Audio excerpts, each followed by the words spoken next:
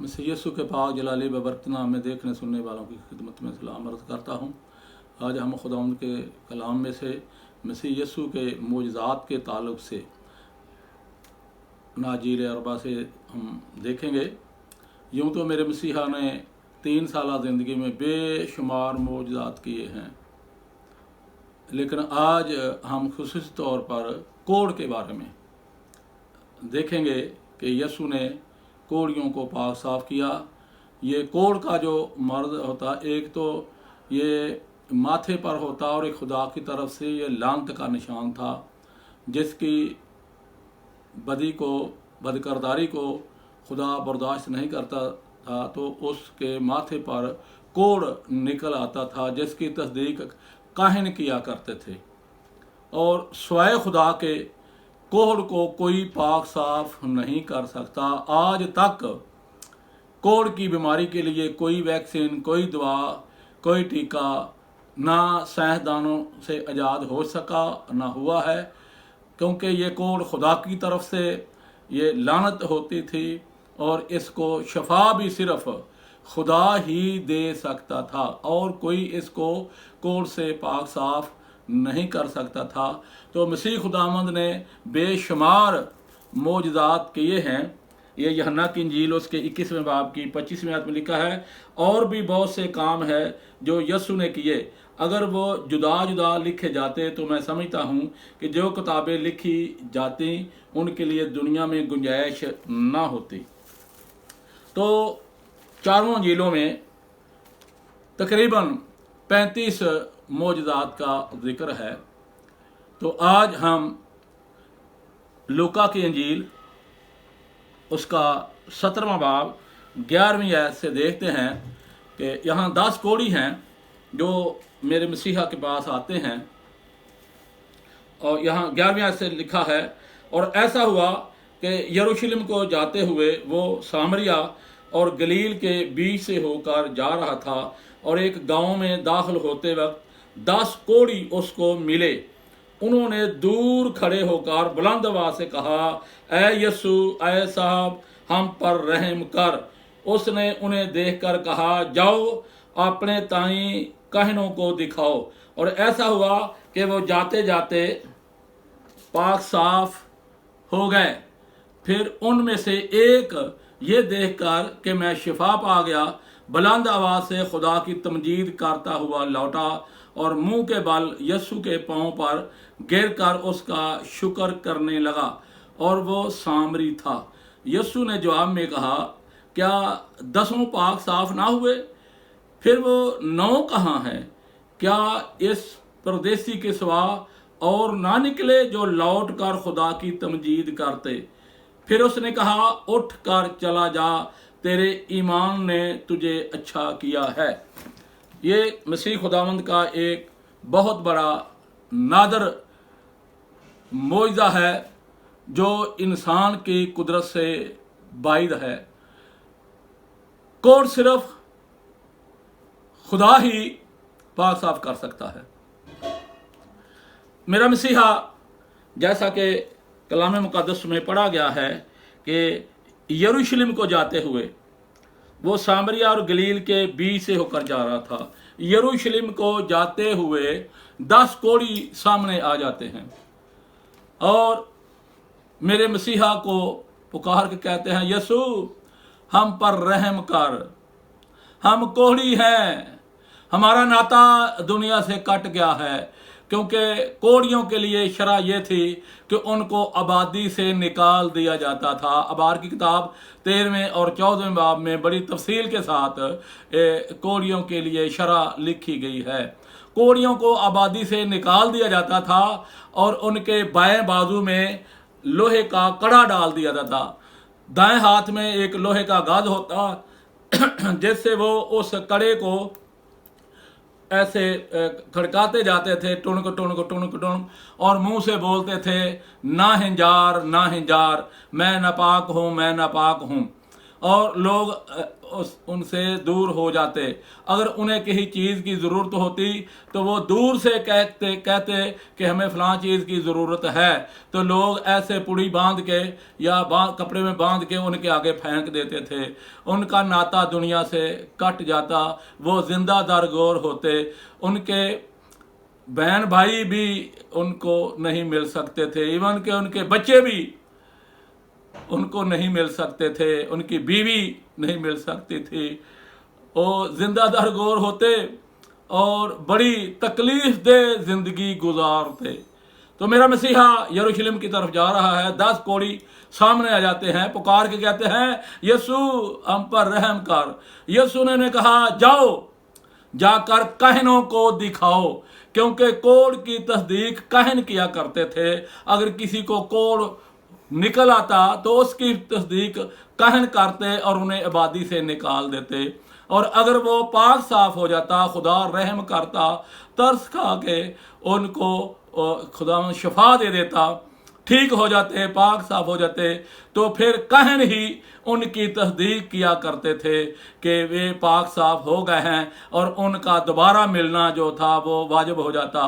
وہ اپنے بہن بھائیوں, عزیز و قارب اور اپنے گھرانے کو, بچوں کو مل سکتے تھے. اور ان کے لیے یہ ابار 14ویں باب میں شرح لکھی ہوئی ہے جو میں آپ کو بتانے والا ہوں. تو یہ 10 کوڑی جو تھے, جب میرے مسیحا نے کہا جا کے کاہنوں کو دکھاؤ, وہ راستے میں ہی شفا یاب ہو گئے. کیسے انہیں پتہ لگا کہ ہم شفا یاب ہو گئے ہیں؟ کیونکہ وہ 10 تھے.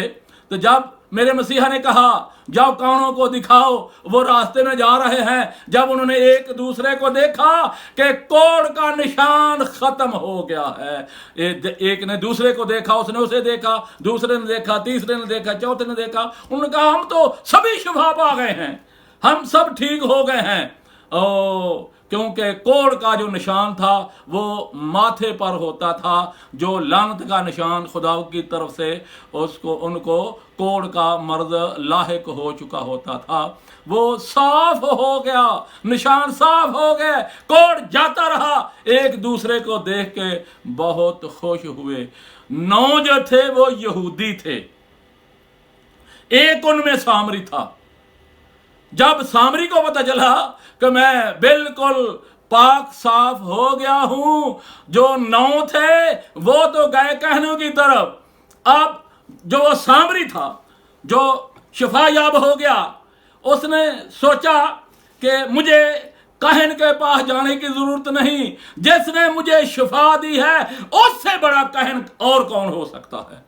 وہ واپس لوٹا. اس کے واپس آنے کی ایک وجہ تو یہ تھی جو اس کا ایمان تھا, جس کا یسوع نے یوں اظہار کیا جا تیرے ایمان نے تجھے اچھا کیا. ایک تو اس کا ایمان تھا کہ جس نے مجھے شفا دی ہے اس سے بڑا کاہن اور کون ہو سکتا ہے, میں اسی کے پاس جاتا ہوں. دوسری وجہ یہ تھی جو ان کی فزیکل حالت تھی, کیونکہ یہودی سامریوں کو ہیکل میں داخل نہیں ہونے دیتے تھے, اور جو یہودی کاہن ہوتے وہ سامریوں سے نفرت کرتے تھے. ویسے بھی یہودی سامریوں سے نفرت کرتے تھے. ایک تو ان کو ہیکل میں داخل نہیں ہونے دیتے تھے, نمبر 2 اس سامری کے واپس آنے کی جو فزیکل اس کی پوزیشن تھی, شرط تھی, وہ یہ تھی کہ کاہن اس کی تصدیق نہیں کر سکتا تھا, کیونکہ وہ کاہن کے پاس نہیں جا سکتا تھا. سب سے بڑی وجہ اس کا ایمان تھا کہ یسوع کے علاوہ اور کوئی اس سے بڑا کاہن ہو ہی نہیں سکتا. وہ جب واپس آتا ہے میرے مسیحا کے قدموں میں گر جاتا ہے, شکر بجا لاتا ہے. تو یسوع نے کہا کیا باقی جو 9 تھے ان کو شفا نہ ملی؟ اس نے کہا ان کو ملی ہے, مگر وہ کاہنوں کے پاس چلے گئے ہیں.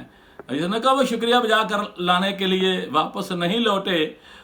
یہ جو واپس لوٹا ہے یہ سامری تھا, وجہ میں نے بتا دی.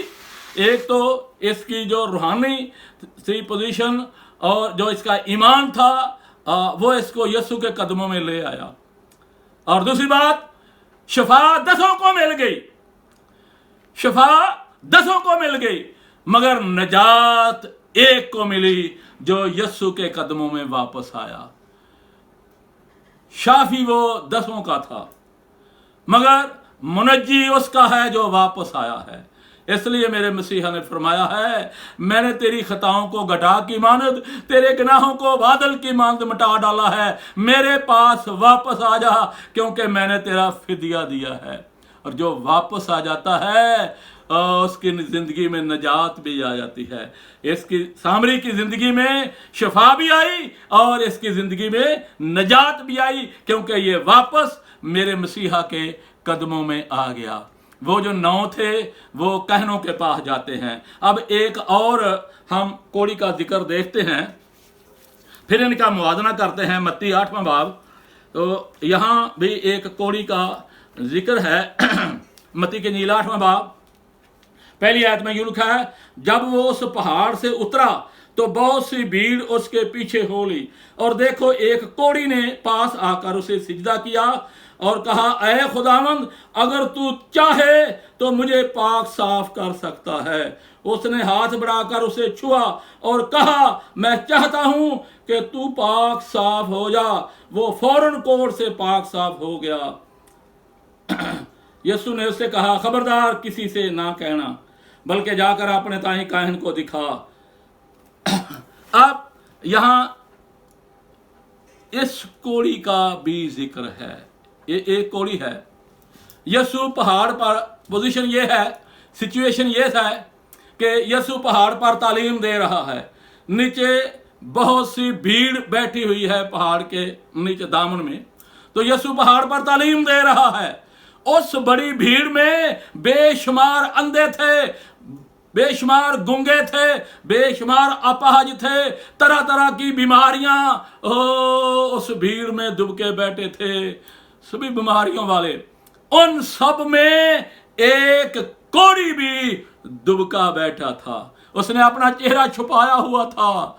जब तक यीशु पहाड़ पर तालीम दे रहा है, वो कोढ़ी का दिल जो था वो धक धक कर रहा है, डर है, खौफ है, और जरूर अपने दिल में कहता होगा, यीशु जल्दी आ जा, इससे पहले कि कोई मुझे देख ले और मार मार के, पत्थर मार मार के मुझे भगा दे।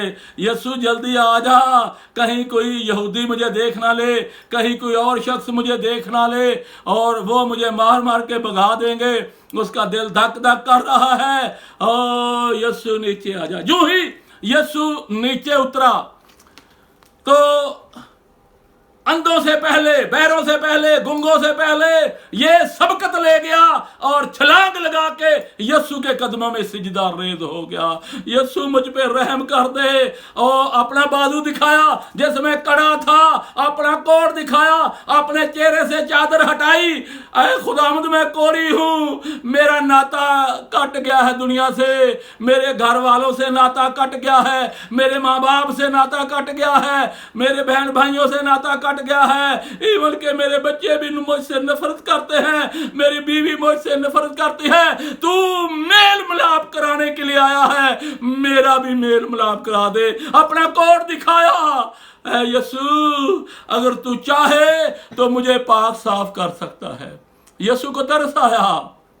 ओ जाके यीशु ने कोढ़ी को छुआ। जो ही यीशु ने कोढ़ी को छुआ, एकदम अच्छा हो गया, एकदम कोढ़ साफ हो गया। माथे पर जो कोढ़ था एकदम कोढ़ जाता रहा। ओ शफा याब हो गया। अब यीशु ने कहा, जा जाके काहन को दिखा, और ये भी किसी से ना कहना कि मैंने तुझे अच्छा किया है। अब यहां ये सवाल पैदा होता है कि वो जो 10 कोढ़ी आए थे उन्हें यीशु ने क्यों ना छुआ, इस कोढ़ी को क्यों छुआ? उनको कहा कि जाके कहनों के दिखाओ, वो रास्ते में शिफा याब हो गए। इस कोढ़ी को यीशु ने छुआ क्योंकि वो कोढ़ी जो था यीशु के आगे सिजदा रेज हुआ और मिन्नत की कि अगर तू चाहे तो मुझे पाक साफ कर सकता है। अगर मेरा मसीहा कहता कि जा तू भी शफा याब हो गया, जा तू भी काहिन को दिखा, उन 10 की तरह ये भी रास्ते में ही पाक साफ हो जाता, मगर यीशु ने छुआ। इसकी क्या वजह है? उन 10 को क्यों ना छुआ? क्योंकि यीशु जा रहा था तो यीशु के सिर्फ रसूल साथ थे या कोई और आदमी होंगे। तो दूर से जब उन 10 कोढ़ियों ने कहा कि ऐ खुदावंद हम पर रहम कर, है यीशु हम पर रहम कर, तो यीशु ने कहा जाके कहनों को दिखाओ। और यहाँ बड़ी भीड़ थी जिसमें फक्की, फरीसी, मुफ्ती, दीन के ठेकेदार यहूदी थे। इसमें बेशतर तादाद जो थी वो यहूदियों की थी। और ये जो कोढ़ी है जब यीशु के आगे सिजदा रेज़ हुआ, यीशु अगर तू चाहे तो मुझे पाक साफ कर सकता है। तो यीशु ने उसे छुआ। क्यों छुआ? उन फकीयों, फरीसियों, यहूदियों, दीन के ठेकेदारों को दिखाने के लिए कि तुम कोढ़ी को छुओ तो नापाक हो जाते हो, मैं अगर कोढ़ी को छू लूं तो कोढ़ी पाक साफ हो जाता है। दूसरे लफ्ज़ों यह है कि अगर इंसान कोढ़ी को छू ले तो वो नापाक हो जाता है, और अगर रहमान कोढ़ी को छू ले तो कोढ़ी पाक साफ हो जाता है। एक मौलाना साहब ने पूछा कि जब यीशु ने कोढ़ी को छुआ तो ये अबार की किताब के मुताबिक, शरीयत के मुताबिक, क्या यीशु नापाक ना हुआ? क्योंकि लिखा है जो कोढ़ी को छू लेता या कोढ़ी जिसे छू लेता वो नापाक हो जाता। तो इस शरह के मुताबिक क्या यीशु नापाक ना हुआ? तो सुनिए, अगर इंसान कोढ़ी को छू ले तो नापाक हो जाता है, अगर रहमान कोढ़ी को छू ले तो कोढ़ी पाक साफ हो जाता है। जो ही यीशु ने उसे छुआ, कोढ़ तो रहा ही नहीं था, वो एकदम शिफा पा गया। ओह, वो जो 10 कोढ़ी थे वो रास्ते में शिफा पा गए क्योंकि उन्हें यीशु ने छुआ नहीं। यहां यहूदी थे। लम्हा फिक्रिया ये है कि वो जो 10 कोढ़ी शिफा याब हो गए, 9 कहनों को के पास गए दिखाने के लिए। अब उन्हें क्या करना पड़ा? उन 10 को जो शिफा पा गए उनमें से 9 जो यहूदी थे वो कहन के पास गए। जब कहन ने उन्हें उसकी तस्दीक की तो अब उन्हें क्या करना पड़ा? अब देखते हैं अबार की किताब उसका 14वां बाब पहली आयत से। फिर खुदावंद ने मूसा से कहा कि कोढ़ी के लिए जिस दिन वो पाक करार दिया जाए, ये शरह है कि उसे कहन के पास ले जाएं और कहन लश्करगाह के बाहर जाए और कहन खुद कोढ़ी का मुलाहिजा करे, और अगर देखे कि उसका कोढ़ अच्छा हो गया है तो कहन हुक्म दे कि वो जो पाक करार दिया जाने को है उसके लिए 2 जिंदा पाक परिंदे और देवदार की लकड़ी और सुरख कपड़ा और जूफा लें, और कहन हुक्म दे कि उनमें से एक परिंदा किसी मिट्टी के बर्तन में बहते हुए पानी के ऊपर ज़बह किया जाए, और फिर वो जिंदा परिंदा को और देवदार की लकड़ी और सुरख कपड़े और जूफा को ले और इनको और उस जिंदा परिंदा को उस परिंदा के खून में गोता दे जो बहते पानी पर ज़बह हो चुका है, और उस शख्स पर जो कोढ़ से पाक करार दिया जाने को है 7 बार छिड़क कर उसे पाक करार दे, और जिंदा परिंदा को खुले मैदान में छोड़ दे। और वो जो पाक करार दिया जाएगा अपने कपड़े धोए और अपने बाल मुंडवाए और पानी में गुस्ल करे, तब वो पाक ठहरेगा। अब ये जो 9 यहूदी थे जो शफायाब हो गए थे, और जब वो कहन के पास गए होंगे, कहन ने उनकी तस्दीक की होगी कि तुम पाक साफ हो गए हो, और ये सारा काम उन्हें करना पड़ा होगा। ओ दरिया में जाके, बहते पानी पे जाके एक परिंदे को मिट्टी के बर्तन में ज़बह भी करना पड़ा, ज़बह किया गया उनके लिए। और दूसरा परिंदा जो था और जूफा और सुरख कपड़ा, और ये सारा कुछ उन्हें करना पड़ा। और ये जो वापस यीशु के पास आ गया था उसे कुछ नहीं करना पड़ा, सिर्फ मेरे मसीहा के आगे सिजदा रेज़ हो गया और उसका शुक्रिया अदा किया। ये जो 9 थे उन्हें ये सारा कुछ करना पड़ा, और इसके लिए उन्हें खर्चा भी करना पड़ा होगा। 2 परिंदे यानी कबूतर 2 या कुमरियाँ 2 खरीदनी पड़ी होंगी, और मिट्टी का बर्तन भी खरीदना पड़ा होगा, जूफे की लकड़ी भी खरीदनी पड़ी होगी, सुरख कपड़ा भी खरीदना पड़ा होगा, सारा कुछ उन्हें करना पड़ा। कोई बहुत ज़्यादा उनका खर्चा हुआ होगा, मगर जो यीशु के पास आ गया है उसका कुछ खर्चा नहीं हुआ। जो यीशु के पास आ जाता है उस पर कोई खर्चा नहीं आता। इसी तरह जो वो पहाड़ के नीचे जो जिस तरह ये मत्ती 8वें बाब में पढ़ा है, तो ये जो कोढ़ी था, अब इस कोढ़ी को, क्योंकि ये यहूदी था और यीशु ने जब इसे छुआ, दिखाया, जिस तरह मैंने शुरू में अर्ज किया था कि कोढ़ का मर्द स्वाय खुदा के कोई ठीक नहीं कर सकता, तो यीशु ने कोढ़ी को छू के यहूदियों, फकीरों, फरीसियों को दिखाया कि जो तुम मुझे समझ रहे हो वो मैं नहीं हूं। तुम अगर कोढ़ी को छुओ तो नापाक हो जाते हो, मैं अगर कोढ़ी को छूऊं तो कोढ़ी पाक साफ हो जाता है। अब हमारे लिए जो पैगाम है वो ये है कि जब तक यीशु पहाड़ पर था कोढ़ी छुपा हुआ था। जो ही यीशु नीचे उतरा कोढ़ी ने अपना कोढ़ नंगा कर दिया और मेरे मसीहा के आगे सिजदा रेज़ हो गया।